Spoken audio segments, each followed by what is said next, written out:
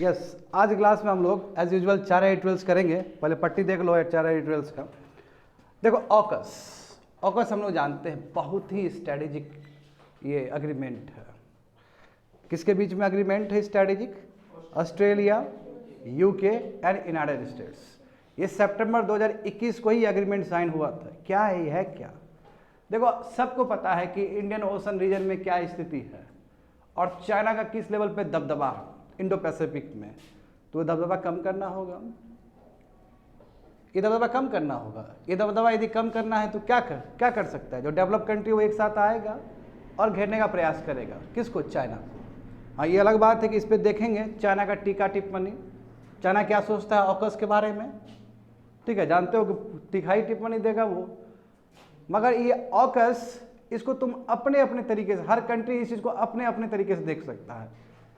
तो समझेंगे, ठीक है, थोड़ी देर में समझेंगे क्योंकि अभी सब बता देंगे दिक्कत हो जाएगा। 86 समझो। 86 में एक पॉजिटिव रिपोर्ट है हमारे लिए कि जिस हिसाब से ग्राउंड वाटर टेबल घट रहा था, थोड़ा इम्प्रूवमेंट हुआ है। समझे? थोड़ा इम्प्रूवमेंट हुआ। कैसे इम्प्रूवमेंट हुआ? सेमी क्रिटिकल ब्लॉक में, क्रिटिकल ब्लॉक में, से ब्लॉक में, वो समझेंगे।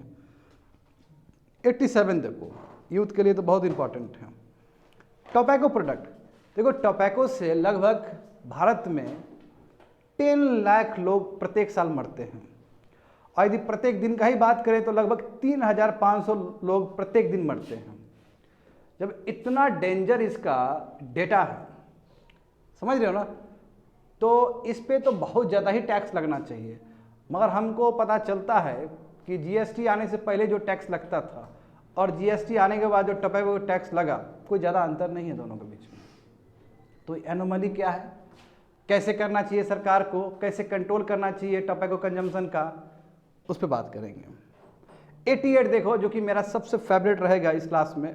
85 और 88 सबसे मजा आएगा। देखो इसमें ये क्या है तुम्हारा, आखिर फाइनेंस कमीशन किस आधार पे वर्टिकल और हॉरिजॉन्टल तुम्हारा डिवोल्यूशन करती है इक्विटी का।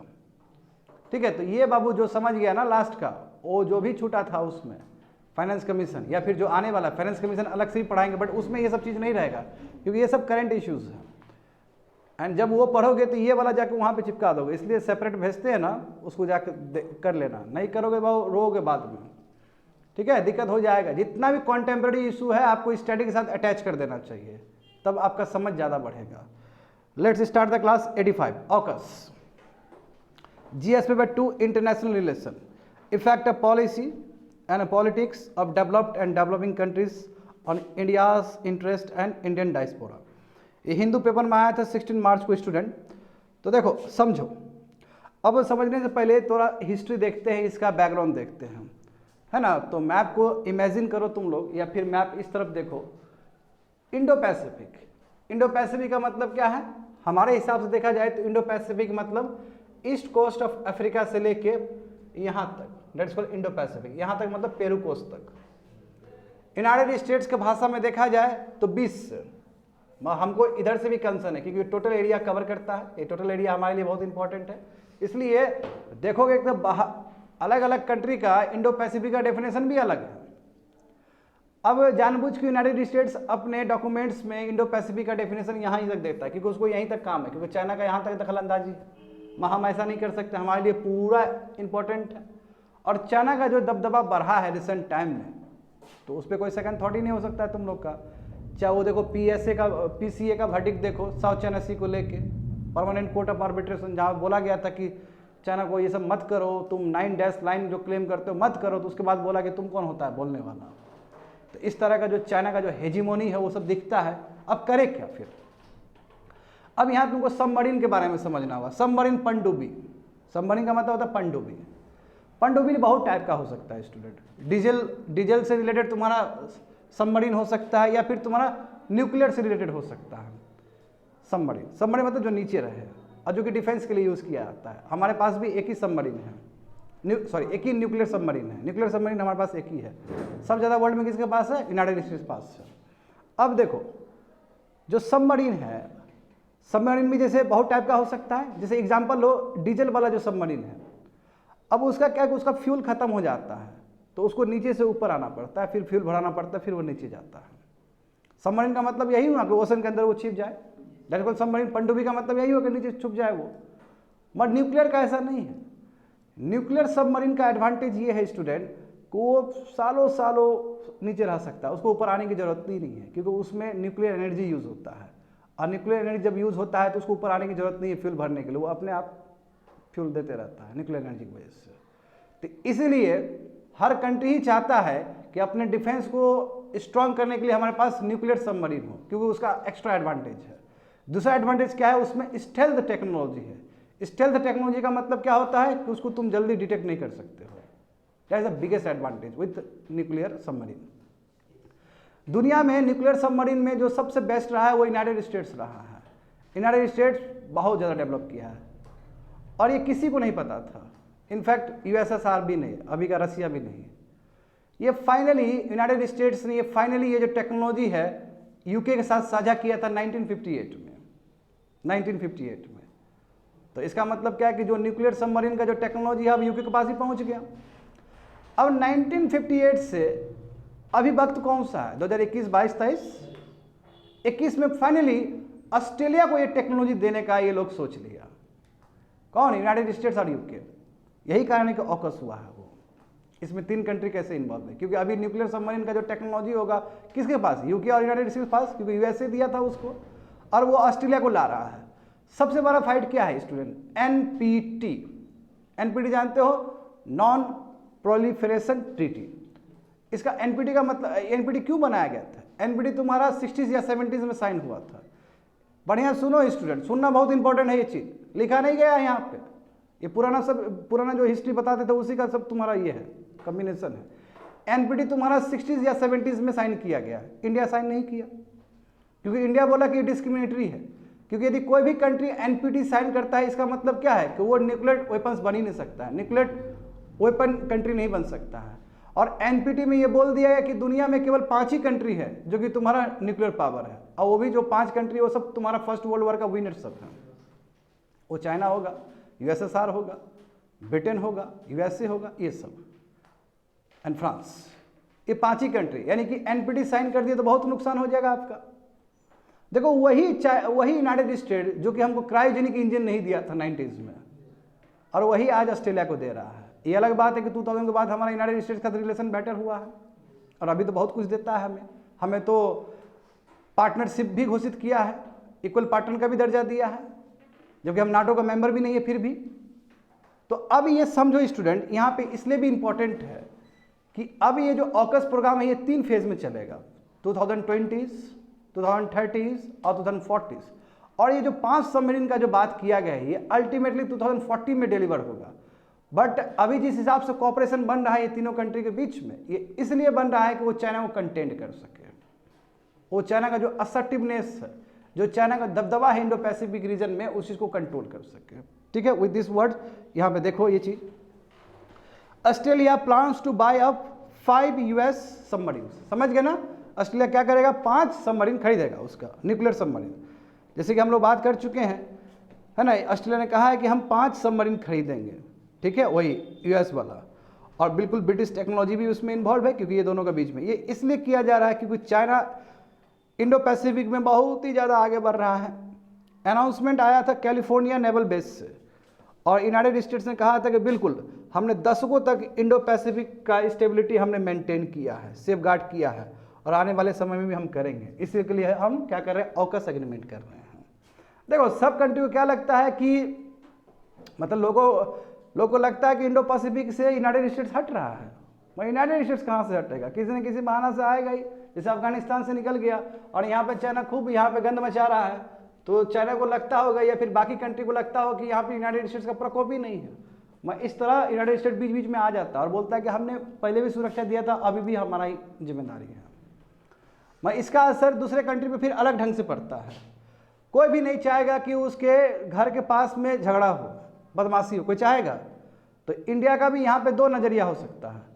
इंडिया हमेशा ऑस्ट्रेलिया के पाला में तो जाएगा ही, यूएस के पाला में जाएगा ही। जैसे कल भी देखे थे हम लोग, इकोनॉमिक कॉम्प्रिहेंसिव पार्टनरशिप जो साइन हुआ है एफटीए के रूप में, जाएगा ही। But at the same time India के लिए ये भी टेंशन है कि यदि न्यूक्लियर सबमरीन बढ़े तो इंडियन ओशन में दिक्कत हो सकता है।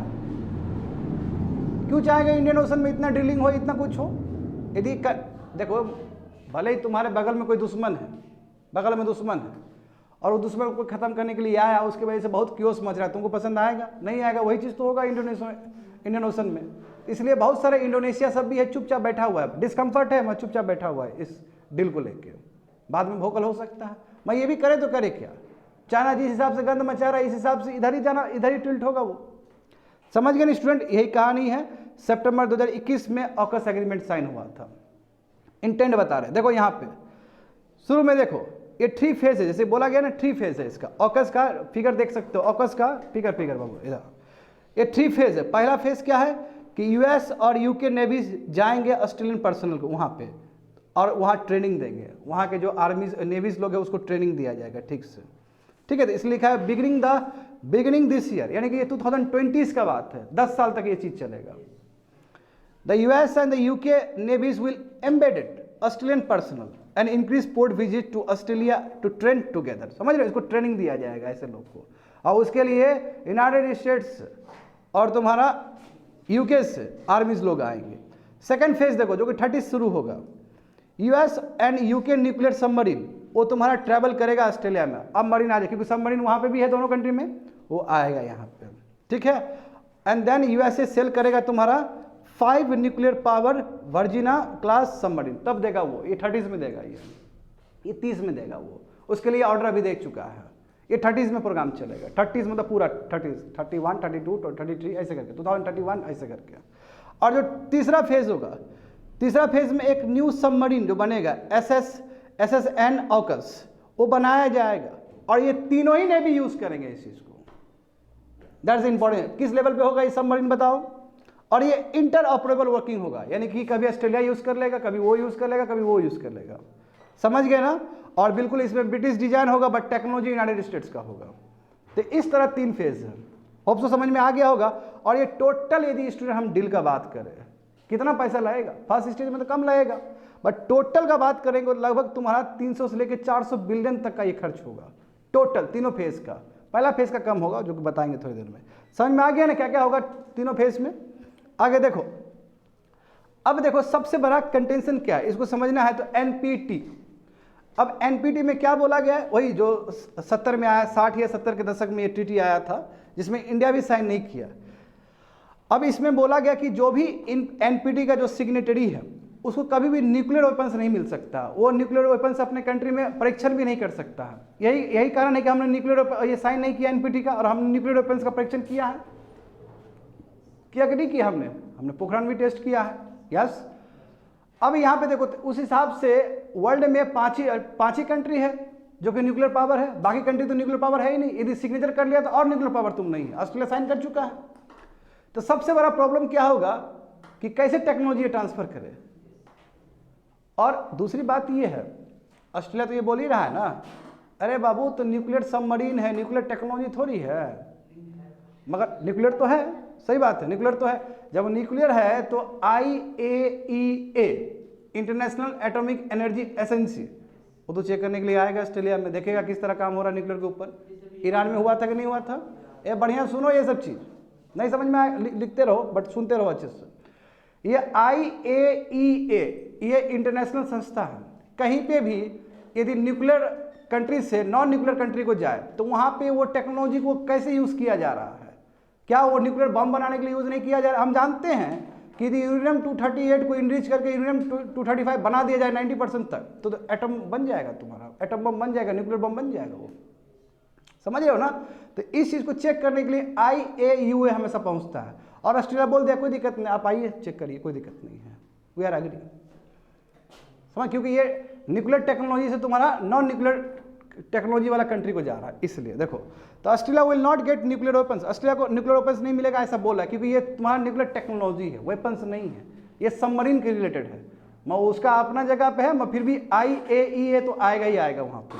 देखो यहाँ पे देखो, ऑस्ट्रेलिया जो कि अभी अलायंस बनाया है ऑकस के फॉर्म में, है ना, वाशिंगटन और लंदन के साथ, यानी कि यूनाइटेड स्टेट्स और तुम्हारा यूके के साथ, ठीक है। ये तुम्हारा न्यूक्लियर वेपन्स इसको नहीं मिलेगा, वो क्यों सबमरीन मिल रहा है, ठीक है। और हम जानते हैं कि ये स्टेल्थ ही सबमरीन से बोलते हैं, स्टेल्थ टेक्नोलॉजी वाला। स्टेल्थ टेक्नोलॉजी का मतलब क्या है कि जिसको इजीली डिटेक्ट ना किया जाए, ये जो सबमरीन है, बहुत बढ़िया सुनो, ये जो सबमरीन है वो इसमें स्टेल्थ टेक्नोलॉजी है। स्टेल्थ टेक्नोलॉजी का मतलब इसको डिटेक्ट करना बहुत ही मुश्किल है, डिटेक्ट नहीं हो पाएगा ये। और ये इसलिए तुम्हारा ऑस्ट्रेलिया को दिया जाए ताकि चाइना का जो दबदबा है, मिलिट्री एक्सपेंशन है, उसको रोका जा सके। समझ गए ना। और वही बोला जा रहा है यहाँ पे, इससे बेटर होगा, इससे एक बहुत अच्छा डेटरेंट मिलेगा ये। और जो पहला फेज का देखो, पहला फेज में कितना आएगा पैसा, $40 बिलियन का आएगा 10 ईयर्स में, ठीक है ना। बोले तो टोटल कितना होगा, 300 से लेकर 400 बिलियन डॉलर का, मतलब जो पहला फेज होगा उसमें 40 बिलियन का तुम्हारा खर्च होगा। और इससे ऑस्ट्रेलिया में 20,000 जॉब्स भी क्रिएट होंगे, ठीक है, ऐसा वहाँ के प्राइम मिनिस्टर का कहना है। और बोले हैं कि ये एक तरह से सेकेंड वर्ल्ड वॉर के बाद जिस हिसाब से ऑटोमोबाइल इंडस्ट्री आगे बढ़ा था, उस लेवल पे ये इंडस्ट्री भी बढ़ाएगा। कंपेयर कर लिया गया सेकेंड वर्ल्ड वॉर के बाद का सिचुएशन। अब यहाँ पे देखेंगे, अब देखो चाइना क्यों, आखिर चाइना पे इतना नज़र क्यों है सब कंट्री का, तो तुम डिफेंस में ही पता चल जाएगा तुमको। कितना डिफेंस में करता है चाइना, 275, ऐसे 275 बिलियन डॉलर है ना, 275 बिलियन डॉलर। यानी कि जो चाइना, जैसे इंडिया कितना करता है, 75 बिलियन डॉलर करता है डिफेंस के लिए, तो इंडिया के कंपेरिजन में 3 गुना 4 गुना ज़्यादा करता है चाइना। और हम जानते हैं यूनाइटेड स्टेट्स 800 बिलियन डॉलर करता है, 800 billion dollar we have seen in our previous class. तो अब देखो, मगर एक टाइम में चाइना बहुत कम करता था 2000 में, मगर किस हिसाब से बढ़ा है तो आंकड़ा देख सकते हो। 2000 में तुम सही खोल के बैठी हो, देखो थोड़ा उसको बताते रहो, आगे आगे तुम भी कोमल आगे चले जाओ। 2000 में चाइना का जो डिफेंस एक्सपेंडिचर था यूनाइटेड स्टेट्स कंपेरिजन में, वो 1:11 था, 1:, यानी कि 11 रुपया यदि यूनाइटेड स्टेट्स खर्च करता था तो चाइना कितना, 1 रुपया खर्च करता था। वो घटते घटते घटते अभी क्या हो गया, सिपरी की रिपोर्ट के हिसाब से 1:3 हो गया। अब 3 रुपया चाइना US खर्च कर रहा है, तो 1 रुपया चाइना खर्च कर रहा है। देख रहे हो, समझ में आ गया तुम लोग को। इसलिए 275 को ट्रिपल कर दोगे तो लगभग तुम्हारा 800 बिलियन डॉलर के आसपास पहुंच जाएगा वो, कहने का मतलब ये है। समझ में आ गया ना। यानी कि चाइना का जो डिफेंस है बहुत बार बढ़ा है, जबकि जापान का एज इट इज है, क्योंकि जापान का जो कॉन्स्टिट्यूशन वो पैसिफिस्ट कॉन्स्टिट्यूशन है। समझ गए ना। एट प्रेजेंट देखो USA बेस्ट है नेवल फोर्सेस में, तो चाइना भी कर रहा है अपना, मगर चाइना का जो रेट है, जो गति है, वो कई गुना ज़्यादा है। तो ये फिगर में भी देख सकते हो कि अभी भी यूनाइटेड स्टेट्स, ये फिगर देखो, अभी भी United states nuclear powered ballistic missiles में सबसे आगे है। देख रहे हो ना, बहुत सारा है ना उसके पास। रसिया भी है, बट रसिया से ज़्यादा है उसके पास। अब बाकी जो तुम्हारा न्यूक्लियर पावर अटैक सब है वो भी बहुत ज़्यादा है यूनाइटेड स्टेट्स के पास। चाइना भी नॉट बैड, नहीं दिख रहा है तुमको, ये वाला बता रहे हैं, ठीक है। उसके बाद देखो इंडिया के पास कितना है, इंडिया के पास केवल न्यूक्लियर 1 है, देख रहे हो ना, 1 ही है केवल इंडिया के पास। हाँ, तो देखो चाइना ने बहुत अच्छे से मॉडर्नाइज किया अपने नेवी को, और ये जो प्रयास है अभी से नहीं, 30 साल से जारी है चाइना का। तो NPT इसके बारे में बता चुका हूँ। जब UK और यूनाइटेड स्टेट दोनों ही न्यूक्लियर वेपन स्टेट्स हैं, तो इंटरनेशनल, ये तुम्हारा IAE international atomic energy agency, वो तो आएगा ही आएगा, क्योंकि आप न्यूक्लियर टेक्नोलॉजी वाला कंट्री से आप नॉन न्यूक्लियर टेक्नोलॉजी वाला दे रहे हो, तो ये तो IAEA वाला इंस्पेक्शन करने के लिए आएगा ही आएगा। तो वही बोला कि असला ठीक है, हम अरेंजमेंट करेंगे, आप आइए देख लीजिए, कोई दिक्कत नहीं है हमें, ऐसा बोला है। तो IAEA चीफ ने क्या बोला कि यस, हम देखेंगे कि प्रोलिफरेशन ना हो टेक्नोलॉजी का, हम देखेंगे तुम जो शांति के लिए ले जा रहे हो वहीं तक रहे, इंटेंट वहीं तक रहे, ये नहीं कि वो ले जा रहे हो पता चला कि तुम वो एटॉमिक बम बना रहे हो, वो होने नहीं देंगे हम। तो अब कमेंट तो जानना पड़ेगा ना कि चाइना क्या बोलता है।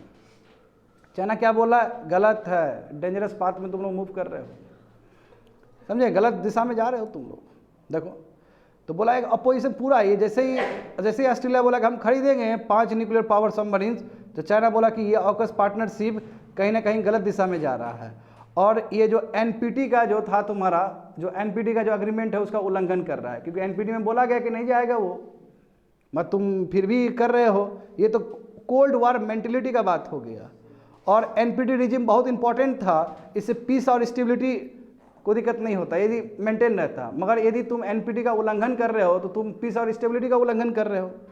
तो चाइना कहता है कि ये जो 3 कंट्री है अपने जियोपॉलिटिकल इंटरेस्ट के वजह से इस तरह का काम कर रहे हैं और रॉन्ग और डेंजरस पाथ में जा रहे हैं। चूँकि ये लार्ज अमाउंट ऑफ वेपन्स रहेगा, इसमें यूरेनियम होगा, ये रिस्क है कि नॉन न्यूक्लियर वेपन स्टेट को आप दे रहे हो, क्या भरोसा ये लोग बाद में कोई क्रिएट कर ले, वेपन्स क्रिएट कर ले, क्या भरोसा, चाइना बोल रहा है। ठीक है, the tone and tenor clearly indicates, जो भी टोन है। अब उसके बाद देखो ऋषि सुनक का अपना ही बयान। ऋषि सुनक क्या बोलता है, यूके का जो लीडर है ऋषि सुनक, वो कहता है कि रिसेंट टाइम में ना चैलेंजेस हुए हैं। एक तो यूक्रेन के ऊपर कन्फ्लिक्ट, रसिया का, और दूसरा जो चाइना ग्रो कर रहा है जिस हिसाब से असर्टिवनेस इंडो पैसिफिक में जो तूफान मचा रहा है, और उसके बाद जो बिहेवियर है नॉर्थ कोरिया और ईरान का, ये ठीक नहीं है। टोन दिख रहा है डायरेक्ट, और यही रीजन है कि सब साथ में आए हैं। तो इस तरह का जो और दूसरी बात है कि ताइवान पे कब अटैक करके वो ताइवान को ले लेगा किसी को पता नहीं है। जब ताइवान को अटैक करके ले लेगा चाइना, तो उसके लिए सबमरीन होना चाहिए ना ऑस्ट्रेलिया के पास, ताकि जब जरूरत पड़े तो ऑस्ट्रेलिया भी कुछ करे उसके लिए। बात समझे? But at the same time New Zealand, Malaysia, Indonesia चुपचाप बैठा है विद डिस्कम्फर्ट। पता है कि न्यूक्लियर वेपन्स होगा, झगड़ा उगड़ा होगा तो हमारा कंट्री में अनस्टेबिलिटी आ सकता है। समझ गए स्टूडेंट? ये एसेंस है तुम्हारा इस एडिटोरियल्स का। देखो आगे देखते हैं। GS paper 2 social justice and governance, government policy and interventions for development in various sectors and issues arising of their designs and implementation. ये हिंदू पेपर में आया था 28 जनवरी को। देखो तो समझते हैं थोड़ा सा। और ये जो लिखा है, मैं ये भी बता दूं, ये जो लिखा है गवर्नमेंट ऑफिशियल ने लिखा है और बहुत ही पॉजिटिव बताया है। मैं ये ऐसा नहीं कि गवर्नमेंट ऑफिशियल ने लिखा है तो इसका मतलब रॉन्ग फिगर दिया, ऐसा नहीं है। इसको यदि क्रॉस चेक करोगे तो दूसरा रिपोर्ट में भी हम लोग देखे थे day to day current affairs में कि ये रिजल्ट सही है। देखो अब इसमें हो क्या, देखो जानते हो कि ग्राउंड वाटर, अब याद करो आज़ादी के टाइम का, भारत जब आज़ाद हुआ तो उस समय 60 से 65% जो इरिगेशन होता था वो कैनाल इरिगेशन था। अभी रिवर्स हो गया। अभी 60 से जो 65% जो इरिगेशन होता है वो वाटर टेबल, वाटर निकाल के होता है, एक्वाफर्ट से निकाल के लगाया जाता है, सिंचाई किया जाता है, और बहुत कम शेयर हो गया कैनाल इरिगेशन का। एक बहुत बड़ा प्रॉब्लम यही कारण है कि तुम्हारा ओवर एक्सप्लॉइटेड ब्लॉक्स हो गए हैं कंट्री में। जहाँ पानी नहीं निकलता वहाँ पे भी पानी निकाल के तुम यूरेनियम इनरिच कर रहे हो, और इससे पहले भी हमने देखा था इंडस वैली सिविलाइजेशन का क्या हुआ वहाँ पे, इंडस वैली रीजन का आर्सेनिक 200 ग्राम पाया गया था वहाँ पे, 200 यूनिट पाया गया था ना, जबकि कितना होना चाहिए था 10 यूनिट होना चाहिए था। तो ये ओवर एक्सप्लॉइटेशन का वजह से होता है। अब क्यों? पानी बहुत ज़्यादा निकाल दोगे बाबू, एक्वाफर को बहुत सुखा दोगे तो वहाँ ऑक्सीडेशन होता है, ऑक्सीजन की वजह से तुम्हारा जो यूरेनियम है वो तुम्हारा पानी में अटैच हो जाएगा, तो वो प्रॉब्लम है। और केवल देखो यूरेनियम का प्रॉब्लम जो झेल रहा है, मैं बता रहा हूँ यूरेनियम का प्रॉब्लम देखोगे तो राजस्थान, तमिलनाडु, हरियाणा सब झेल रहा है। और जहाँ तक आर्सेनिक का प्रॉब्लम है तो हमारा जो ईस्टर्न इंडिया वो पूरा झेल रहा है। ईस्टर्न इंडिया ही नहीं, आसियान कंट्री भी झेल रहा है इस चीज़ का। We have seen in our day to day current affairs. बात समझ रहे हो ना? तो यहाँ पे देखो विद दिस वर्ड तो देखते हैं India is the largest ground water user. देखो सबसे अधिक यूज करते हैं हम। वर्ल्ड का 18% आबादी हमारे भारत में है। अब जोग्राफिकल लैंड कितना है? 2.4% है वर्ल्ड का, इतना कम है। और उसमें से भारत कितना? 4% वर्ल्ड का टोटल वाटर रिसोर्सेज उसका यूज करता है। ठीक है। ग्राउंड वाटर देखो ये बैकबोन है इंडियन एग्रीकल्चर का, हम जानते हैं सब जगह वही यूज हो रहा है। ठीक है। और ड्रिंकिंग वाटर सिक्योरिटी का रूरल और अर्बन एरियाज में। अब देखो 80% जो कंट्री का ड्रिंकिंग वाटर है, ठीक है 80%, और 2/3 जो इरिगेशन नीड्स है वो सब तुम्हारा ग्राउंड वाटर से ही जाता है। तो हम समझ सकते हैं कि ग्राउंड वाटर यदि ओवर एक्सप्लॉइटेड हो जाए तो दिक्कत हो सकता है कंट्री को, समझ गए। और इस बार देखो यूएन का वाटर, ये वर्ल्ड वाटर डे था ना जी, उसमें भी क्या टैगलाइन था? Ground water making the invisible visible. जो इनविजिबल है उसको विजिबल करो और बेटर करो उसके तरफ। देखते हो कितना बढ़िया टैगलाइन है यूनाइटेड रिपोर्ट। अब यहाँ पे समझो ये जो फिगर दिया गया है तुमको, इस फिगर में बहुत क्लियर कर दिया गया है। देखो ये 2017 का सिनेरियो दिया गया है। आगे बढ़ जाओ, फिगर देखो। अब वाटर स्ट्रेस कंडीशन कब बोलते हैं? जब किसी भी ब्लॉक में 1700 मीटर क्यूब वाटर हो तो वो वाटर स्ट्रेस कंडीशन है। वाटर स्कैर्सिटी कंडीशन मतलब कि वाटर का बहुत कमी है। तो यदि 1000 मिली क्यूब होगा, मीटर क्यूब होगा, तो इसका मतलब बहुत स्कैर्सिटी है उस कंडीशन में। भारत का देखो स्थिति, भारत का 2017 में क्या स्थिति था? 1545 मीटर क्यूब। इसका मतलब भारत का स्थिति वाटर स्ट्रेस कंडीशन के आसपास होगा। आने वाले समय में देखो ये घट जाएगा। तो कहने का मतलब कि आने वाले समय में हमारा वाटर स्कैर्सिटी कंडीशन आने वाला है। समझ रहे हो ना? ये यहाँ से इसको रिलेट करोगे तो you will find this things. अब यहाँ पे देखो प्रॉब्लम क्या, ओवर एक्सप्लॉइटेड ब्लॉक देख रहे हो तुम लोग, जो रेड कलर का दिया गया वहाँ से तुमको साफ दिखेगा कि थोड़ा सा ऊपर वाला देख लो, राजस्थान का एरिया देख लो, हरियाणा का देख लो, तुमको साफ पता चल जाएगा कितना ज़्यादा ओवर एक्सप्लॉइटेड हो गया है वो। क्रिटिकल देखो तो स्थिति और ख़राब है क्रिटिकल का, देखो राजस्थान सब में दिखेगा तुमको। सेब देखो, सेब अभी भी है, नॉर्थ ईस्ट का है, वो कश्मीर का बहुत सारा सेब है, बीच का सेंट्रल इंडिया में भी बहुत सेब है। समझ गए ना? आगे देखो तो ये फिगर तुमको ज़्यादा बताएगा, ये वाला 2020 का जो आया था, इसमें ब्लॉक चुने गए हैं। अब इसमें देखो कैसे पता चलता है कि कौन सा ब्लॉक सेव है, कौन सा ब्लॉक ओवर एक्सप्लॉइटेड है। तो देखो सेव ब्लॉक किसको कहेंगे, यदि स्टेज ऑफ एक्सट्रैक्शन यदि 70% या 70% से कम है, यदि मान लो कि 100 यूनिट पानी है उसमें और आपने कितना निकाला, 70 निकाला या फिर 60 निकाला, 70 से कम निकाला, तो वो ब्लॉक आपका सेफ है। ये डेजिग्नेशन बात कर रहे हैं हम लोग। सेमी क्रिटिकल का मतलब क्या है कि जहाँ पे आप 70% से अधिक किए हो, 90% से कम है, तो वो क्या हुआ, सेमी क्रिटिकल हुआ। क्रिटिकल का मतलब क्या है कि जहाँ पे 90% अलग कर दिए हो, ठीक है, 100 से कम है या बराबर है। और ओवर एक्सप्लॉइटेड ब्लॉक का मतलब क्या होता है, जहाँ पे आप 100% से आगे निकल गए हो। अब 100% से आगे निकलोगे तो यूरेनियम इनरिच तो होगा ही होगा, सॉरी ये वाला जो भी कंटामिनेंट्स है वो तो आएगा ही आएगा। हाँ वही यूरेनियम ही है, यूरेनियम आर्सेनिक सब आ जाएगा। जानते हो ना, आर्सेनिक भी आता है, तुम्हारा पत्थर टूट के उसमें गिर जाता है, क्योंकि वो नेचुरल लेयर में बना रहता है पत्थर से। तो मगर इस बार 2022 का 2020 के कंपेयर में यदि 2022 देखे या फिर 5-6 साल पहले जो स्थिति था उसका कंपेरिजन अभी हम करें तो बेटर हुआ है। बहुत सारा जो ब्लॉक है ना जो ओवर एक्सप्लॉइटेड था वो बेटर हुआ है, ठीक है। ये 2020 का आंकड़ा है, आगे देख सकते हो। तो इस बार देखो क्या क्या हुआ है, देखो फायदा यही बोला कि इस बार जो 2022 में हुआ है, पता किया, फाइंडिंग्स पता किया गया है, तो इसमें बहुत अच्छा है। जो ग्राउंड वाटर एक्सट्रैक्शन हो रहे थे 70% से कम, वो कम हुआ है, इसका मतलब बेटर है। लेकिन 70% से कम होने का मतलब क्या हुआ स्टूडेंट, जो सेफ ब्लॉक है वो और अब सेफ है हमारा, समझ गए ना। हाँ, network of ground water observation wells ये और बढ़ा है। जो ग्राउंड वाटर ऑब्जर्वेशन वेल को देखने के लिए कि वेल में कितना पानी है, नहीं है, किस रेट से घट रहा है, उसका जो ऑब्जर्वेशन वो बढ़ा है, तो अच्छा कहेंगे कि काम हो रहा है। जितना बढ़ेगा उतना ही बेटर मैनेजमेंट होगा वेल का, पानी ग्राउंड वाटर का। तीसरा देखो डिजिटल वाटर लेवल रिकॉर्डर्स है, ताकि रियल टाइम मॉनिटरिंग करने के लिए कितना घटा कितना बढ़ा, ठीक है, रियल टाइम देखा ये देगा तुमको। और मॉनिटरिंग हो रहा है तुम्हारा ग्राउंड वाटर क्वालिटी का, एक्वाफर मैपिंग हो रहा है, डेटा पता चल रहा है वहाँ से, बेटर रेगुलेशंस हो रहे हैं, इंडस्ट्री सभी यूज़ कर रहा है। क्योंकि पहले देखो इंडस्ट्री क्या करता था, धराले से पानी निकालता था और अपना गंदा पानी छोड़ देता था। मगर इंडस्ट्री लोग भी अच्छा काम कर रहे हैं इसमें। ग्राउंड वाटर मैनेजमेंट में पार्टिसिपेटरी सब लोग पार्टिसिपेशन कर रहे हैं ठीक से, और periodic ground water resource assessment हो रहा है। कहने का मतलब है कि बहुत अच्छे से काम हो रहा है इसके ऊपर। और इसका फायदा क्या हुआ कि जो तुम्हारा ब्लॉक था 70% वाला सेफ ब्लॉक, वो बेटर हुआ है, ठीक, वो बेटर हुआ है। बेटर होने का मतलब क्या, उस जोन से हट के और बेटर जोन में चला गया। वो सेफ मतलब क्या है, 70% या उससे कम होना चाहिए, तो ऐसे सेफ वाले जोन और पीछे चला गया, पीछे मतलब और बेटर होते चला जा रहा है, which is very good news for us. यहाँ पे देखो, अब देखो इसी के लिए भारत सरकार ने 2019 में क्या किया था, एक मंत्रालय लाया था, मिनिस्ट्री, जल शक्ति मिनिस्ट्री। जल शक्ति मिनिस्ट्री जो बनाया था वो उस समय का जो तत्कालीन मिनिस्ट्री था उसको मर्ज करके बनाया था, है ना। Ministry of water resources, river development and Ganga reservation, ये एक मिनिस्ट्री है, और उसको ड्रिंकिंग वाटर एंड सैनिटेशन मर्ज करके जल शक्ति मिनिस्ट्री बनाया है, ठीक है। और अच्छा पहल था। जल शक्ति अभियान यही था स्टूडेंट कि जो जन शक्ति है उसको जल शक्ति में कन्वर्ट करना है हमें, जन शक्ति को जल शक्ति में कन्वर्ट करना है कि जन लोग, आदमी लोग मिल के, है ना, जल को बचाएं। उसके लिए कैसे हो सकता है, एसेट क्रिएशन, ठीक है, रेन वाटर हार्वेस्टिंग, जो पानी देखो इतना बह जाता है उसको हार्वेस्ट करो ठीक से, और अवेयरनेस कैंपेन चलाओ। अटल भूजल योजना भी चला था हमारे कंट्री में, ये इसलिए कि लोग का बिहेवियर चेंज हो। लोग देखते हो पानी को गंदे तरीके से यूज़ करता है ना, टैप खोल देता है, तो ये अवेयरनेस प्रोग्राम उस समय चलाया गया था। इतना ही नहीं, तुम्हारा national project on aquifer management ये भी चला था।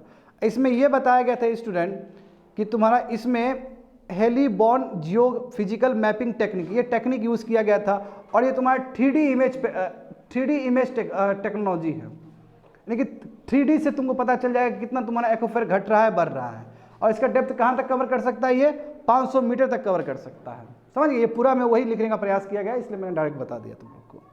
और देखो लगभग 65,000 मॉनिटरिंग स्टेशन है भारत में, तो बेटर काम हो रहा है, बहुत अच्छा काम हो रहा है।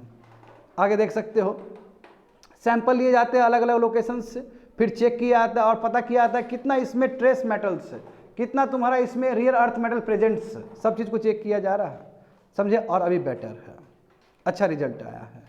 तो there is a significant improvement during the past 5 years, ये 5 साल में बहुत अच्छा इंप्रूवमेंट हुआ है एज कम्पेयर 2017, ठीक है। तो देखो यहाँ पे आंकड़ा भी दिया गया है तुम लोग को कि लेटेस्ट असेसमेंट के हिसाब से देखा जाए 3% reduction in the number of over exploited ground water units.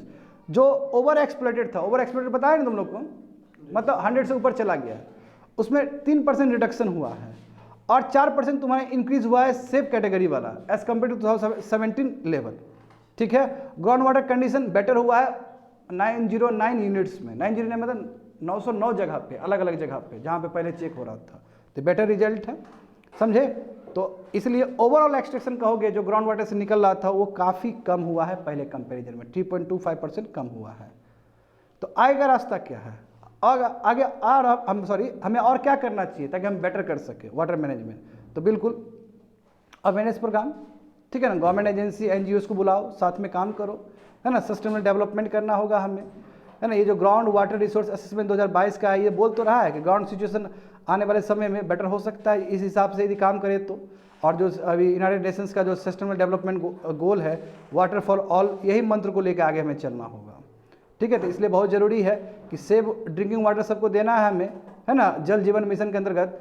तो ये जो हमारा जो भी आया है फाइंडिंग्स बेटर है, इसको और हमें बेहतर करते हुए जाना है, ठीक है। ये एसेंस है इस एडिटोरियल का। स्टूडेंट आगे देख सकते हो 87 GS paper 2 social justice and governance, issues relating to development and management of social sector और services relating to health education and human resources. ये भी हिंदू पेपर में आया था 30 जनवरी को, ठीक है। अब इसमें समझो, इसमें मामला वही है, देखो बीड़ी जो है, बीड़ी सब ये पूरा हेल्थ पे है, तो थोड़ा ओवरव्यू हो जाए इसका। प्रॉब्लम क्या है, जो बड़ा बड़ा ब्रांडेड सिगरेट है तो वो तो आ ही जाएगा टैक्स के अंदर। अब मुझे यहाँ से ना 2 साल पुराना वाला कहानी याद आता है। 3 तरीका है टोबैको कंजम्पशन को रोकने के लिए, 3 तरीका है, ठीक है। 3 तरीका है। एक क्या है कि पिक्टोग्राफिक बढ़ा दो, पिक्चर बढ़ा दो। अभी जहाँ पे भी सिगरेट खरीदने के लिए जाओगे दुकान में तो तुमको पता चलेगा कि जो पैकेज है उसमें 85% जो कवर होगा वो आदमी रहेगा वहाँ पे, जिसका टोबैको से जो इम्पैक्ट किया वो फोटो रहेगा उसका, ताकि डिस्करेजमेंट मिले सिगरेट का। पहले कम था, अब 85% कर दिया, कंपलसरी कर दिया गया इंडिया में, नंबर 1। तो 3 तरीका है बाबू वर्ल्ड टोबैको कंजम्पशन को रोकने के लिए। पहले क्या है, तुम्हारा पैकेजिंग करना, इस तरह कलर करना, पिक्टोग्राफिक डिपिक्ट करना। दूसरा तरीका है प्लेन पैकेजिंग, जो कि ऑस्ट्रेलिया वर्ल्ड में पहली बार किया था 2012 में, और उसको लेकर बैकलैश भी हुआ था, WTO में भी मामला गया था। प्लेन पैकेजिंग क्या होता है, प्लेन पैकेजिंग मतलब है कि बहुत बड़ा ब्रांड नहीं दिया, छोटा छोटा लिखा हुआ। यदि छोटा छोटा लिखा है तो अट्रैक्टिव नहीं होगा, उसका मार्केट गिर जाएगा अपने आप। नाम रहेगा छोटे छोटे में रहेगा, छोटा छोटा में रहेगा। देखते हो ना, यहाँ तो ब्रांड अच्छा अच्छा सिगरेट दिखा के या फिर किसी तरह देखा अट्रैक्ट करता है। तो प्लेन पैकेजिंग ये है जो कि ऑस्ट्रेलिया 2012 में किया था। अभी यहाँ पे समझो, तो इस चीज़ को लेकर बैकलैश हुआ था WTO में। अब WTO में जो भी जितने भी सिगरेट कंपनी थे जो बड़े बड़े थे, वो पहुँचा दिया मैटर WTO में, बोला कि हमारा IPR का हनन हो रहा है, ये छोटे छोटे पैकेजिंग कर रहा है, हमको तो दिक्कत हो रहा है। तो WTO बोला भागो यहाँ से, कोई दिक्कत नहीं, कंट्री ले सकता है अपना डिसीजन, उसका अपना सोवन राइट से, तो वो खारिज कर दिया। अभी भी ऑस्ट्रेलिया में तुम्हारा प्लेन पैकेजिंग ही चलता है। अब तीसरा तरीका क्या है, तीसरा तरीका है टोबैको, चूंकि सिन प्रोडक्ट है, बहुत ज़्यादा टैक्स लगा दो, इतना ज़्यादा टैक्स लगा दो कि लोग खरीद ही नहीं पाए उस चीज़ को, या खरीदे भी तो बहुत लिमिटेड तरीके से खरीदे। तो इंडिया किस तरीके को यूज़ करता है, पहला वाला तरीका कि 80% दे दो उसके ऊपर, क्योंकि उतना भी सिन प्रोडक्ट होने के बाद भी उतना नहीं लगता है। अब ये है, ये समझ गए एक बैकग्राउंड। इंडिया में प्रॉब्लम क्या है, इंडिया में प्रॉब्लम ये है स्टूडेंट कि सिगरेट से ज़्यादा कंज्यूम करने वाला टोबैको है लोग सब। सिगरेट चलो ये खाई नहीं, गुटखा ये सब ज़्यादा खाने वाले लोग सब हैं, लगभग 30 करोड़ खाने वाले लोग सब ज़्यादातर भारत में। और जो आबादी है लगभग 10 लाख आदमी मर रहा है एक साल में। अब प्रत्येक दिन देखोगे, प्रत्येक दिन 3500 लोग मर रहे हैं टोबैको। इंडिया का बात कर रहा हूँ मैं, भारत का बात कर रहा हूँ यार, बात समझे।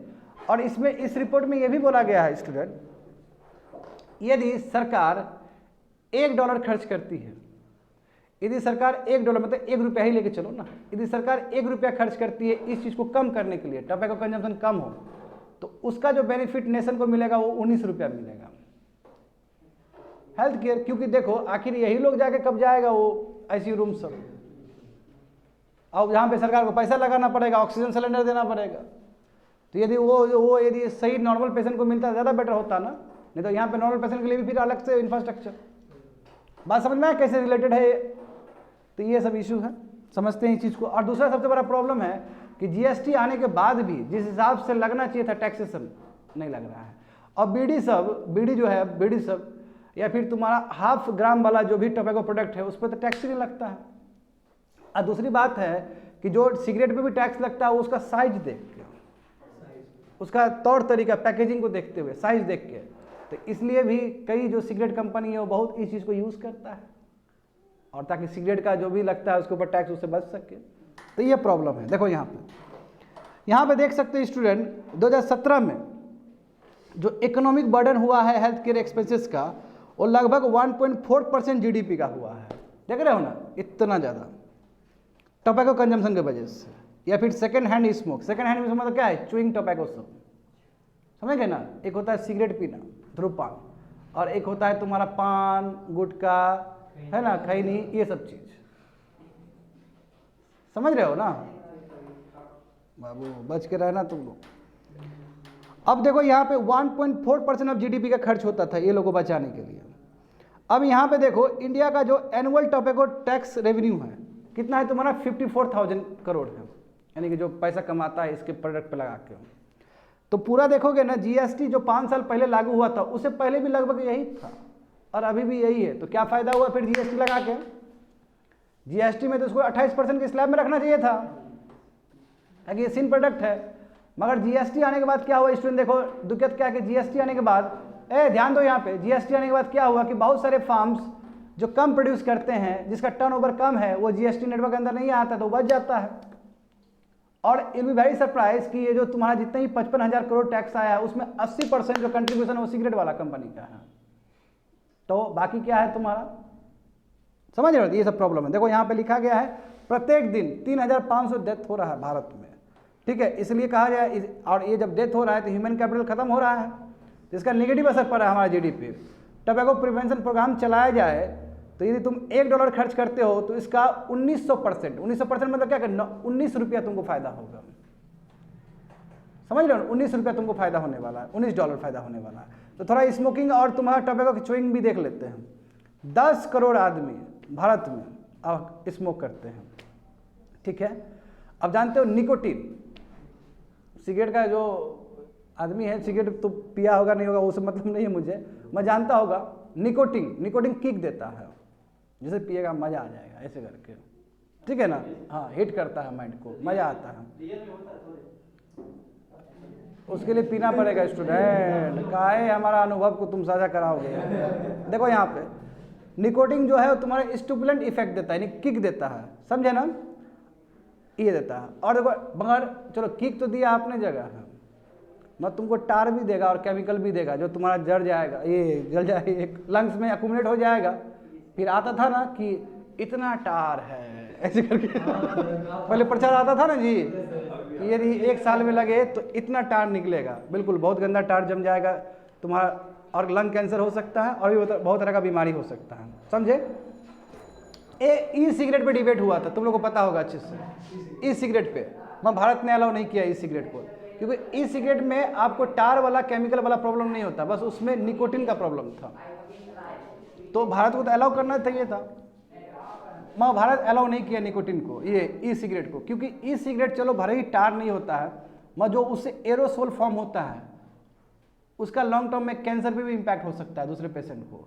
इसलिए सब चीज़ को समझते हुए हमने ई सिगरेट को बैन कर दिया भारत में। बाकी कंट्री में चलता है ई सिगरेट। वो ई सिगरेट क्या है, तुम्हारा ऐसे रहेगा, तुम्हारा धुआं निकलेगा, बस निकोटीन रहेगा, टार और नहीं होगा वो, मैं वो नेगेटिव इम्पैक्ट नहीं पड़ेगा, बट उसका जो निकलेगा ना, बुलबुला जो निकलेगा वो एरोसोल का इम्पैक्ट पड़ेगा बाकी लोग पे, समझ गए। हाँ देखो टोबैको चुइंग, देखो ये 30 करोड़ ऐसे लोग हैं, समझ गए ना स्टूडेंट। जैसे देखो जो स्मोकलेस टोबैको करता है और इसकी वजह से ओरल कैंसर होने का संभावना रहता है इन लोग में। तो देखो वही मैंने कहा है तुम लोग को, टोबैको की वजह से चाहे वो च्युइंग वाला हो चाहे स्मोकिंग हो, लगभग 10 लाख लोग प्रत्येक साल मरते हैं। और टोटल कंट्रीब्यूशन करोगे जो लोग मरता है 10% है ये, देखता है रोड एक्सीडेंट से केवल 1.5 लाख मरता है, यहाँ देखो। और ये दोनों कॉम्बिनेशन में भी चलता है कई जगह पे, तो है ना, पीछे बोले है थोड़ा सिगरेट जलाते हैं, सिगरेट जलाएगा, मार के फेंक चला जाएगा वो। Taxes are not at the level of difference deterrence, यानी कि टैक्सेस उतना है ही नहीं कि ताकि इस चीज़ को रोका जा सके। टैक्सेस जितना बढ़ाते तो उतना ये रुकता ना प्रोडक्ट, भाई ये नहीं है। जैसे एग्जांपल देखो, प्री जीएसटी के टाइम में ज़्यादा बेटर था तुम्हारा टैक्सेस, और जैसे जीएसटी लागू हुआ कम हो गया। देखो बहुत सारे एग्जांपल दिया गया है इसमें, है ना। 17% बीड़ी पे आता था, 1% हो गया। जो स्मोकलेस टबैको है, ये गुटखा 59 से 11% हो गया। तो ये सब भी बताया गया है तुम लोग को। दूसरी बात ये है कि जो जीएसटी कंपनसेशन वाला जो आता है, जानते हो ना, जीएसटी कंपनसेशन टैक्स जो लगता है, कंपनसेशन सेस जो लगता है, वो बीड़ी उड़ी के ऊपर नहीं लगता है, तो बच गया बीड़ी। ठीक है, तो ये भी एक प्रॉब्लम है। और जिस हिसाब से कंट्री में इन्फ्लेशन आ रहा है, वो चीज़ टेकन इनटू अकाउंट लिया ही नहीं जाता है सिगरेट में, क्योंकि जिस हिसाब से बाकी दाम बढ़ रहा है, सिगरेट का दाम और बढ़ा के और टैक्स लगा दो। जो पहले 10 रुपये में सिगरेट मिलता था उसको 25 रुपये कर दो, वो नहीं होता है। मुश्किल से तुम्हारा 15 होगा, 12 होगा, इस तरह। तो ये उसका कोई लाभ नहीं है। ठीक है, तो वही चीज़ बताया गया स्टूडेंट कि देखो केवल टोबैको जो सिगरेट है, सिगरेट केवल 15% टोबैको कंजम्पशन में आता है, मगर देखो रेवेन्यू कितना देता है, 80% देता है। ठीक है, बीड़ी हो गया, स्मोकलेस टोबैको हुआ, उसका तो लो टैक्स है, इसलिए बहुत कम कंज्यूम करता है। समझ गए ना। और दूसरी बात ये कि जो कंपनसेशन सेस होना था जीएसटी के हिसाब से, ये बीड़ी के ऊपर भी लगना चाहिए, जो नहीं लगता है। ह्यूज डिस्क्रिपेंसी इन टैक्सेशन वही चीज़ बताया गया है। देखो जो करंट 6 टायर्ड टैक्स स्ट्रक्चर है, अलग अलग स्लैब है ना, कहीं ना कहीं वो भी दिक्कत है। क्यों? क्योंकि ये जो भी टैक्स लगाते हो वो इस आधार पर लगाते हो कि सिगरेट का लेंथ क्या है, सिगरेट में किस तरह का फिल्टर यूज़ किया गया, उस हिसाब से टैक्स लगाते हो। ये कंपनी मैनिपुलेट कर लेती है और टैक्स से बच जाती है। समझ गए ना, वही चीज़ लिखा गया है। तो देखो look at the smokeless tobacco product. देखो स्मोकलेस टोबैको प्रोडक्ट देखोगे तो कई, जैसे बीड़ी हो गया है ना, या दूसरा, सॉरी बीड़ी नहीं, दूसरा हो गया, मान लो तंबाकू हो गया, कहीं पे तो टैक्स नहीं लगता है, 0 टैक्स लगता है, कहीं पे 5% लग रहा है, कहीं पे 18% भी लग रहा है। तो यानी कि यूनिफॉर्म नहीं है। और यदि मान लो कि जो छोटा साइज का है तुम्हारा 0.5 ग्राम का है, उसके ऊपर टैक्स ही नहीं लगता है और उसका एक ब्रांड भी नहीं है, तो इसलिए इस पर टैक्स लगे, इसलिए कह दो कि कम से कम एटलीस्ट 50 ग्राम या 100 ग्राम का ही पैकेज होना चाहिए, पाउच होना चाहिए। और सभी पे इरेस्पेक्टिव ऑफ कुछ भी हो, सब पे 28% लगा दो टैक्स, तो अपने आप सुधर जाएगा। समझ गए ना। और देखो जीएसटी अभी जो करेंटली जो जीएसटी वर्क करता है, यदि किसी भी स्मॉल बिजनेस का 40 लाख टर्नओवर है तो उसके ऊपर जीएसटी नहीं लगता है, तो बच जाता है। और हम जानते हैं ज़्यादातर जो टोबैको है, बीड़ी मैन्युफैक्चर है, वो सब इनफॉर्मल सेक्टर में काम करता है, तो टैक्स कभी देगा ही नहीं ये लोग। ठीक है, तो ये प्रॉब्लम है। तो हमें समथिंग करना चाहिए, अर्जेंटली नीडेड है, हमें करना ही चाहिए। जीएसटी काउंसिल इस बात को रखे और कोशिश करे कि सबके ऊपर लगाए, और जो कंपनसेशन सेस है जीएसटी का, वो तुम्हारा बीड़ी पे ऊपर भी लगाए, या फिर जो कम ग्राम में जो पाउच में बिकता है उसके ऊपर भी टैक्सेस लगाए। समझ गए ना स्टूडेंट। तो ओवरऑल देखोगे तो वही बोला कि टैक्स कलेक्शन कम हुआ है। अब देखो ये यहाँ पे देखो, ये सेकंड लाइन देखना बहुत ज़रूरी है कि जो बेहतरीन 2009 से लेकर 2016 तक का जो आंकड़ा था कि टैक्स बढ़ाने की वजह से 17% रिडक्शन हुआ था टोबैको का, और अभी तो 2016 से लेकर अभी 22 देखोगे तो टैक्स कलेक्शन तो कोई ज़्यादा तो हुआ नहीं, सेम ही है। तो क्या भरोसा कंजम्पशन और बढ़ जाए। पहले कंजम्पशन कितना कम हुआ था, देख रहे हो 17% कंजम्पशन कम हुआ था। क्यों? क्योंकि उस समय टैक्स बहुत बढ़ाया गया था, और अभी देख रहे हो ना जीएसटी में सेम ही आ रहा है, तो अभी टैक्स तो उतना लग नहीं रहा है उसके ऊपर। ऑथर ऐसा बोल रहे हैं कि टैक्स तो ऊपर लग नहीं रहा है, तो इसलिए हो सकता है लोग और ज़्यादा कंज्यूम करना शुरू कर दें। ठीक है, वहाँ से हम ऐसा इन्फर कर सकते हैं स्टूडेंट। देखो last one, GS paper 2 constitution and polity, functions and responsibility of the union and the states, issues and challenges pertaining to the federal structure, devolution of power and finances up to local levels and challenges therein। ये Hindu paper में आया था 16 मार्च को। ये मैं कहूँगा सबसे important editorial है अभी तक का, और सबसे इंपॉर्टेंट होगा, इसलिए यूपीएससी स्टूडेंट बहुत कान खोल के सुनना सभी लोग। और देखो यहाँ पे फाइट तो सबसे बड़ा यही है, फाइनेंस कमीशन जो बनाया गया, आर्टिकल 273 कर लो या आर्टिकल 280 कर लो। फाइनेंस कमीशन क्यों बनाया गया? 5 साल के लिए होता है, प्रेसिडेंट का काम है बनाना, 5 साल में बनाता है प्रेसिडेंट। अभी 15th फाइनेंस कमीशन चल रहा है। फाइनेंस कमीशन का काम ये है कि जो हमारे कंट्री में जो फेडरल स्ट्रक्चर जो व्यवस्था कायम किया गया है, उसमें स्टेट मोहताज ना हो सेंटर का, और बहुत ही गरिमापूर्ण उसको पैसा मिले, इसलिए बनाया गया है। बात समझ में आ रहा है ना। इसमें 2 डिवोल्यूशन होता है, एक हॉरिजॉन्टल डिवोल्यूशन, एक वर्टिकल डिवोल्यूशन। बढ़िया सुनते रहना तुम लोग, हॉरिजॉन्टल वर्टिकल कितना बार क्लास में बोल चुके हैं नॉर्मली स्टैटिक क्लास में। वर्टिकल का मतलब क्या कि 41% जाएगा, कहाँ से? सेंटर से स्टेट में जाएगा। मैं एक स्टेट को दूसरे स्टेट को जो मिलेगा वो दोनों में बहुत डिफरेंस रहेगा, बिहार को जितना मिलेगा उसे कंपेरिजन में महाराष्ट्र कुछ और मिलेगा, कि कुछ पैरामीटर होगा ना, ये जो अलग अलग मिल रहा है that is called horizontal distribution. Vertical तो 41% रिलीज करेगा, हॉरिजॉन्टल मतलब एक स्टेट को दूसरे स्टेट कंपेरिजन में कितना मिलेगा, तो उसका भी कुछ पैमाना होना चाहिए, कुछ पैरामीटर होना चाहिए, समझ गए ना।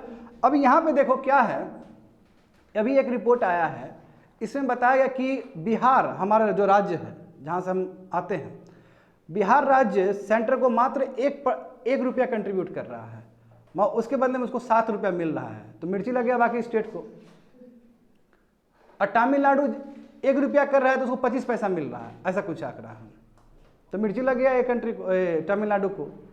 बात समझ रहे हो? तो वही चीज़ देखो कि बिहार को 7 रुपया मिलता है, जो 1 रुपया वो देता है सेंट्रल टैक्स में, उसको 7 रुपया मिलता है। मगर हम इसको ऐसे नहीं देखेंगे ना, कंट्री एक है, ऑथर भी बिल्कुल इसी टोन पे बात किया है, ठीक है ना, मैं बिल्कुल ऑथर के टोन पे ही बात करता हूँ।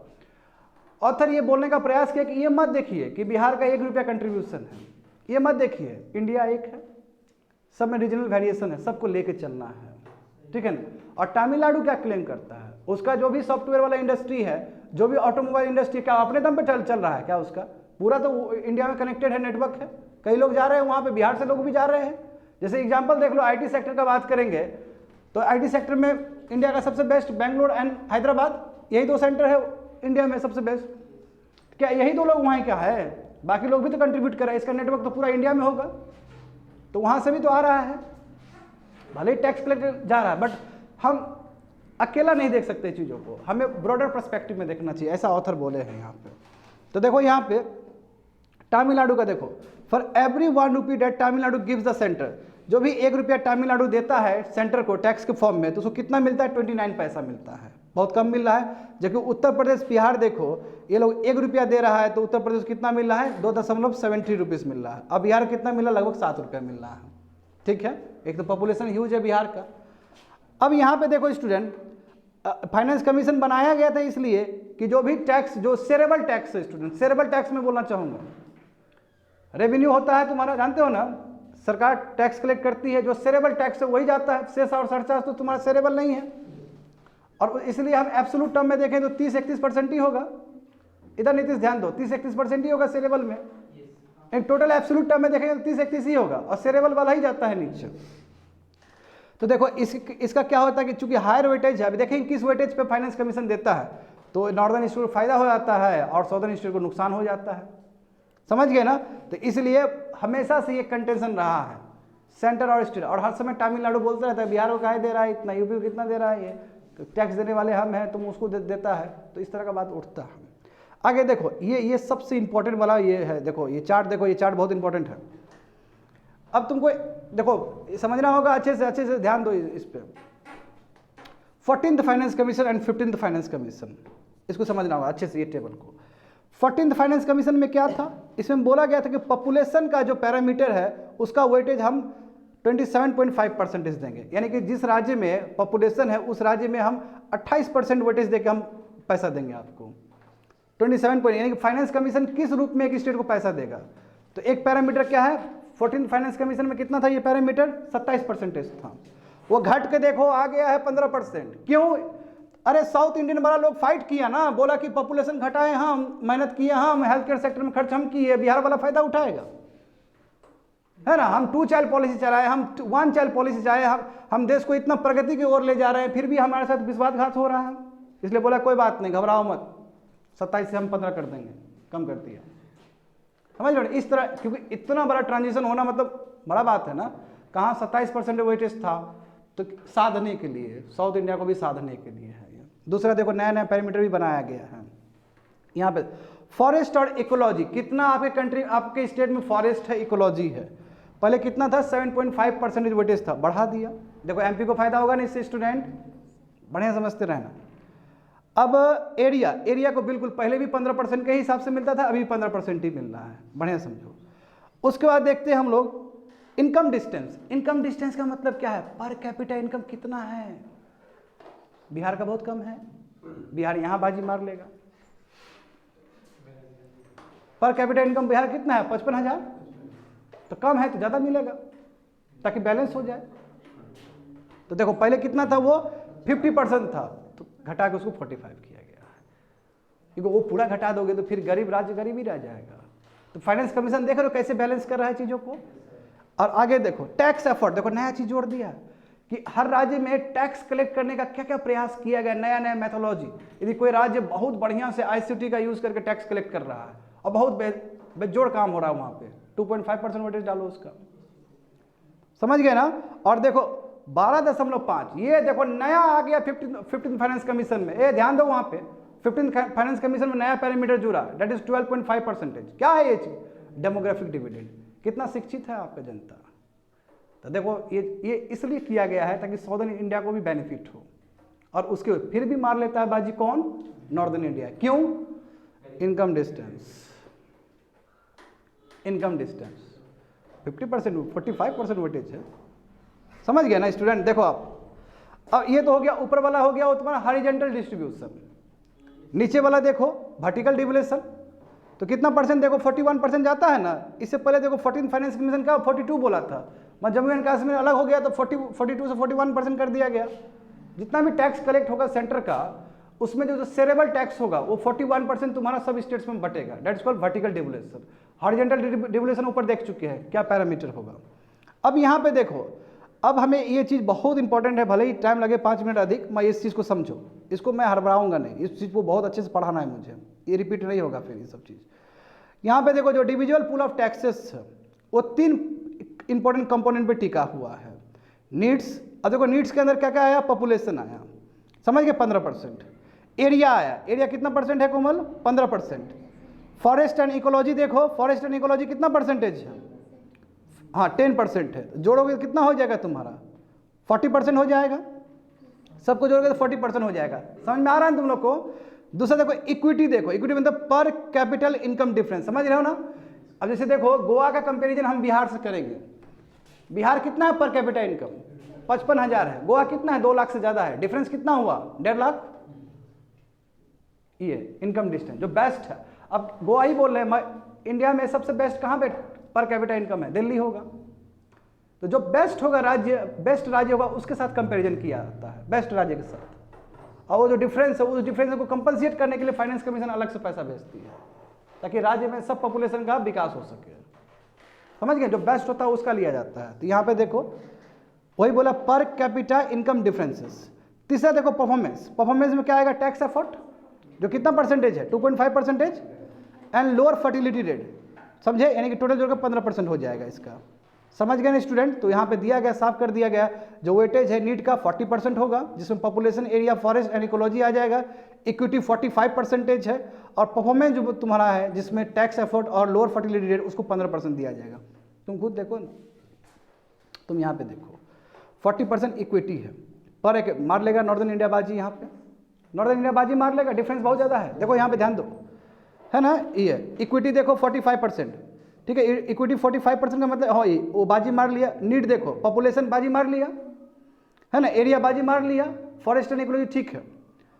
15% ही परफॉर्मेंस है, 15% केवल साउथ इंडिया को जाएगा। यहाँ पे साउथ इंडिया अपने आप को ना पीछे महसूस करता है। तो यानी कि कहने का मतलब है कि 80 to 85 जो परसेंटेज का जो पैरामीटर है वो अभी भी नॉर्दर्न इंडिया को ही सपोर्ट करता है, क्योंकि ये सब जो राज्य है बहुत पिछड़ा राज्य है साउथ इंडिया कंपेरिजन में। साउथ इंडिया बहुत आगे है। केरल पता है यूरोप को हरा देगा, यूरोप का बहुत सारा कंट्री को हरा देगा केरल, अपने हेल्थ इंडिकेटर्स में, अपने एजुकेशन में। इस लेवल पे हमारा भी स्टेट है। यहाँ पे देखो, तो देखो इसका फायदा देखो, यही बोल रहा है, दिस फार्मूला मेन डैट, इसका पूरा गणित करोगे तो तुमको पता चलेगा कि उत्तर प्रदेश और बिहार को 15th फाइनेंस कमीशन में 18% और 10% रिस्पेक्टिवली मिलता है। यानी कि जो 100 रुपये खर्च करना है तो 10 रुपये तो बिहार को चला जाएगा, 18% तो उत्तर प्रदेश को मार लिया बाजी, पॉपुलेशन, इक्विटी, ये सब की वजह से। कर्नाटका बेचारा देखो, कर्नाटका 3.65%, केरल बेचारा 1.93%, तमिलनाडु बेचारा 4.08% हो गया। तो 15th finance commission introduce the fertility, देखो ये भी, ये जानबूझ के 15th फाइनेंस कमीशन इंट्रोड्यूस किया है ताकि साउथ इंडिया को थोड़ा वो साथ हो सके, और इसके आधार पे कुछ और देगा, बोलेगा कि 1 चाइल्ड पॉलिसी चल रहा है, चलो बहुत अच्छा, एक बच्चा हो गया तो और पैसा देंगे तुमको। समझ रहे हो ना स्टूडेंट। ये देखो यहाँ पे भी देख सकते हो, जैसे देखो उत्तर प्रदेश को कितना मिलता है सेंटर से, 2.73 रुपीज़। 1 रुपया यदि उत्तर प्रदेश कंट्रीब्यूट कर रहा है तो उसको मिल रहा है 2.73, बिहार को 7.06 मिल रहा है। पंजाब देखो, पंजाब का भी बेड़ा गर्क है ना, 0.69 इतना मिलता है। ठीक है, समझ गए ना, 1 रुपया कंट्रीब्यूट करता है तो उसको इतना मिलता है। अब इसमें देखते हैं राजस्थान, देखो राजस्थान कितना मिलता है, 1.33 मिलता है, 1 रुपया कंट्रीब्यूट कर रहा है। तो इस तरह देख सकते हो। महाराष्ट्र देखो, महाराष्ट्र हर समय रोता है इस चीज़ को लेके कि देश को तो हम चला रहे हैं, इकोनॉमिक कैपिटल है कि नहीं है भारत का वो। तो इसको बहुत बढ़िया से ऑथर ने कहा है कि तुम कुछ नहीं चलाता है देश को। महाराष्ट्र में जो भी मुंबई है जहाँ से सबसे ज़्यादा कलेक्ट होता है टैक्सेस, वो तुम्हारा अपना थोड़ी है, वो तुम्हारा दिया हुआ चीज़ थोड़ी, वो तो ब्रिटिश के टाइम में ही था तुम्हारा। क्योंकि कई जो जगह है, सिटी है, टाउन है, उसका अपना हिस्टोरिकल पर्सपेक्टिव है, उसका बैकग्राउंड है। कई राज्य तो पहले से डेवलप्ड है, जैसे केरल देखो, केरल का जो म्यूनिसिपैलिटी है अभी से थोड़ी है, बहुत पहले से ही है। बात समझे ना, तो ये सब चीज़ देख लेना अच्छे से। आगे देखो स्टूडेंट, तो जो शेयर ऑफ साउदर्न इंडिया है सीन सिग्निफिकेंट डिक्लाइन हुआ है। The objective is not to return the money. देखो ऑब्जेक्टिव ये नहीं है, फाइनेंस कमीशन का ऑब्जेक्टिव ये नहीं है कि यदि तमिलनाडु ज़्यादा पैसा कलेक्ट होता है तमिलनाडु से तो तमिलनाडु को ज़्यादा देंगे, ये तो हमारा कभी भी ऑब्जेक्टिव नहीं है। यूनियन का मतलब है जो ध्यान दो वहाँ पे, इन्होंने काम क्या है, इन्होंने काम क्या है, तुम्हारा जो राज्य पीछे है उसको साथ के चलना। ऐसा नहीं कि तमिलनाडु ज़्यादा कलेक्ट हो रहा है तो उसको ज़्यादा देंगे हम, ये तो कोई आधार नहीं होना चाहिए कि यूनियन का। तो वही यहाँ बोला जा रहा है का ऑब्जेक्टिव ये नहीं है कि सेंटर जो कलेक्ट करिए स्टेट को उसके बराबर में उसको दे, ऐसा बिल्कुल भी नहीं है। ट्रांसफर इनेबल स्टेट, हम इसलिए ट्रांसफर करते हैं कि स्टेट को, ताकि उसका लेवल ऑफ सर्विस भी तुम्हारा बराबर हो सके बाकी स्टेट जो बेटर कर रहा है, समझे। Basic rational is a horizontal equity, इसलिए तो हॉरिजॉन्टल इक्विटी करते हैं सबको देखते हुए, इक्विटी सब है ना कि कितना परसेंट तुम्हारा डिफरेंसेस है पर कैपिटा इनकम में। और जो टैक्सेस तुम्हारा जो तमिलनाडु बोल रहा है जरूरी नहीं कि उसके उसी स्टेट का हो, क्योंकि उस स्टेट में भी दूसरे स्टेट का कंट्रीब्यूशन है। इसलिए तमिलनाडु जो बोल रहा है कि हम इतना देते हैं और हमको इतना कम मिल रहा है, तो नो, आपका स्टेट में, आपका स्टेट का बहुत बड़ा नेटवर्क है भारत में, वहाँ से भी टैक्स कलेक्ट करती है वो, ठीक है। तो southern states have grown faster, सही बात है ना। और चूंकि साउदर्न स्टेट बहुत तेज़ी से डेवलप किया है इसलिए ज़्यादा कंट्रीब्यूट कर पाता है सेंटर के ट्रेजरी में।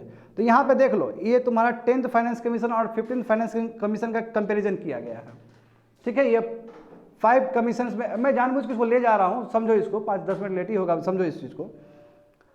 10th फाइनेंस कमीशन में कर्नाटका को टोटल कितना मिलता था, 5.3%। ऊपर देखो, ऊपर देखो, अब घट के कितना हो गया, 15th फाइनेंस कमीशन में 3.65 हो गया। केरल को देखो एक टाइम में 3.88 मिलता था, कम होकर देखो 1.93 हो गया, देख रहे हो ना तुम लोग।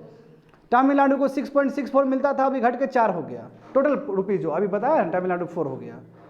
और देखो गुजरात को 4 मिल रहा था, 3.48 है। महाराष्ट्र देखो लगभग सेम ही है। बिहार देखो, बिहार कम हुआ इसलिए क्योंकि झारखंड निकल गया इसलिए, मगर यदि एब्सोल्यूट टर्म में देखोगे तो बिहार का बहुत ज़्यादा है, क्योंकि 10th फाइनेंस कमीशन जब होगा तो बिहार का मतलब झारखंड भी तो था उस समय, समझे, क्योंकि 5 साल में बनता है फाइनेंस कमीशन, ये तो बहुत पहले का बात है। देखो राजस्थान का देखो 5.5 है, 6 है लगभग। उत्तर प्रदेश देखो तो लगभग सेम है, ठीक है, उसको उतना ही मिल रहा है।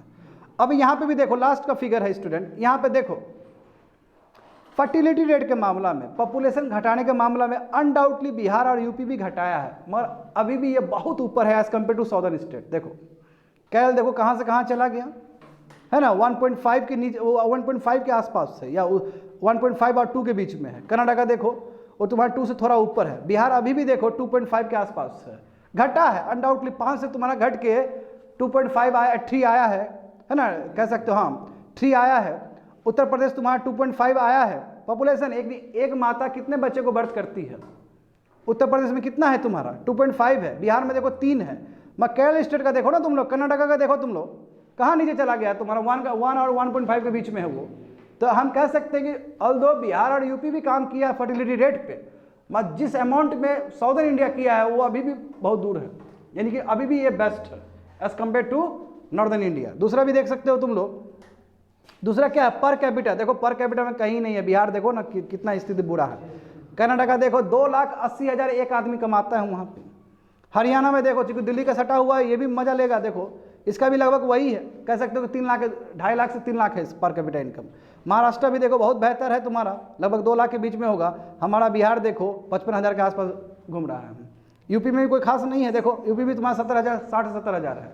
तो देखो देख रहे हो ना, दोनों पैमाना में तुमको दिख जाएगा ये चीज़। That's it.